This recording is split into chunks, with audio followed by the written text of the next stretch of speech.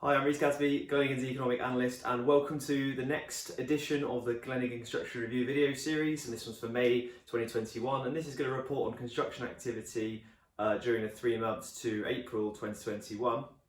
So first, let's take a look at detailed planning approvals, and they averaged £7.7 billion during the 3 months to April, and they were 37% higher than they were last year.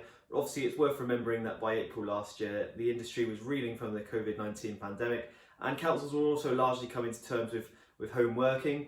So if you compare that to the same period 2 years ago, approvals were still 31% higher, and that arguably creates a clearer picture of how the industry is performing. Underlying approvals, so all those under £100 million, performed very strongly, and they climbed 53% against the previous year and 12% compared to the preceding 3 months on a season adjusted basis. And if you compare that to 2 years ago, they were still 18% higher, so consistent growth there as well. Major project approvals, and they are all those over £100 million, climbed 5% compared to last year, and they were nearly double that of 2 years ago, so very strong growth again. Now, one sector certainly worth highlighting here is industrial. And approvals to the industrial sector were 109% higher than a year ago and 81% higher than they were 2 years ago. Underlying approvals climbed 65% against the previous year and 71% compared to the same period in 2019. And underlying approvals actually increased 25% compared to the preceding 3 months as well. So this is such a strong period for industrial approvals. And the sector was further boosted this week when Amazon announced they were creating 10,000 jobs in the UK this year, and were also going to be opening new operations in Hinckley, Doncaster, Dartford, Gateshead and Swindon this year. So really high confidence in the industrial sector at the moment. And residential approvals also performed very strongly. They climbed 73% against the previous year and 55% compared to 2 years ago. Now, as with industrial, underlying residential approvals were also very strong, and they climbed 85% against last year and 34% compared to 2 years ago.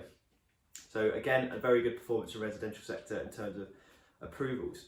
Now, moving on, we'll take a look at main contract awards, and the value of main contract awards during the 3 months to April increased 50% against last year and 12% compared to the same period in 2019, averaging almost £9.7 billion a month during the period. Now, amazingly, main contract awards were at their highest since September 2017, so a very strong period for that as well. Growth was largely due to underlying contract awards, which climbed 38% against the previous year and 14% compared to 2 years ago. Major contract awards were double that against the poorly performing previous year, and they were 8% higher than they were 2 years ago. Now, there are a couple of sectors worth mentioning with regards to contract awards, and firstly, the residential sector. Now, contract awards for the residential sector were 49% higher than a year ago and 11% higher than they were during the 3 months to April 2019.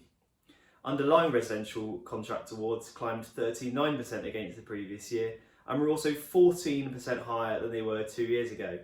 Underlying contract awards were particularly strong during the period, and they were at their highest since March 2018. So another very positive story coming out of the last 3 months.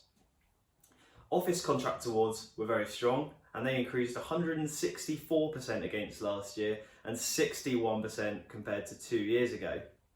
Now, underlying office contract awards were at their highest for more than 2 years and increased 122% against the previous year and 27% compared to 2 years ago. They also increased 62% against the preceding 3 months, so very strong growth for the office sector. Now, we have found that it is smaller refurbishment work projects that are currently driving this activity in the office sector. And the latest Deloitte London Office Crane Survey also identified that more than half of the capital's development pipeline consists of upgrades to existing stock rather than new builds. And this is exactly what we're seeing in our data too. So finally, let's move on to project starts, and the value of work commencing on site averaged £5.2 billion during the 3 months to April, and this was 37% higher than a year ago, but still, crucially, 10% lower than it was 2 years ago. Underlying project starts climbed 30% against the poorly performing previous year, but remained 13% lower than they were 2 years ago.